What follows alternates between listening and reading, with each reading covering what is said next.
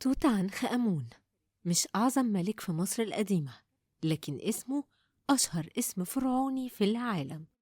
ملك صغير جدا حكم فترة قصيرة جدا، ومع ذلك اسمه سبق الجميع، مش بسبب حروب ولا فتوحات، لكن بسبب اكتشاف كان مستخبي تحت الأرض لآلاف السنين. دي حكاية توت عنخ آمون.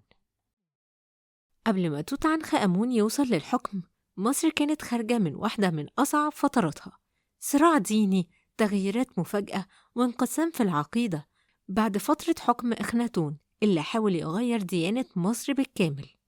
الشعب كان محتاج استقرار ومحتاج يرجع لجذوره. في الجو ده وصل طفل صغير للعرش، توت عنخ آمون. كان عنده حوالي 9 سنين بس لما بقى ملك مصر. طفل، لكن عليه مسؤولية حضارة كاملة وتاريخ آلاف السنين. طبعا ما كانش بيحكم لوحده، كان حواليه كهنة وقادة، لكن اسمه كان هو اللي على العرش. في البداية اسمه كان توت عنخ آتون، اسم مرتبط بإله واحد فرضه إخناتون، لكن مع مرور الوقت ومع رجوع عبادة الآلهة القديمة خصوصا الإله آمون اتغير الاسم وبقى توت عنخ آمون. التغيير ده ما كانش شكلي، كان رسالة سياسية ودينية واضحة إن مصر بترجع لهويتها الأصلية. توت عنخ آمون ما كانش ملك محارب وما سابش وراه آثار ضخمة تحمل اسمه، لكن فترة حكمه كانت فترة تصحيح، ترميم المعابد، إعادة الطقوس القديمة، وإرجاع التوازن بعد سنين من الاضطراب، وده لوحده كان إنجاز في وقت حساس. فجأة القصة وقفت. توت عنخ آمون مات وهو عنده حوالي 19 سنة، لا في معركة ولا في حادث واضح. لآلاف السنين سبب موته كان لغز. الدراسات الحديثة بتشير إلى مشاكل صحية معقدة وأمراض وراثية ومرض الملاريا، لكن لحد دلوقتي مفيش إجابة نهائية. سنين طويلة عدت وتوت عنخ آمون اتنسى تقريبا لحد سنة 1922 لما هوارد كارتر دخل مقبرة صغيرة في وادي الملوك. اللي شافه غير التاريخ.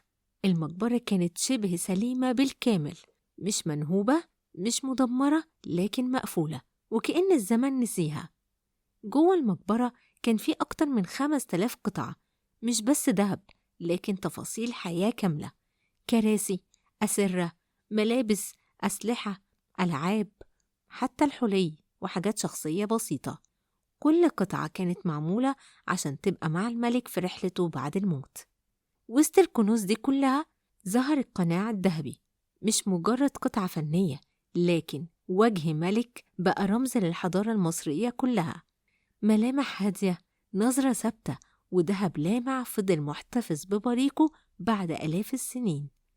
توت عنخ آمون ما كانش أعظم ملوك مصر، لكن مقبرته قدمت للعالم أكتر صورة كاملة عن حياة الملوك وعقيدة الموت في مصر القديمة.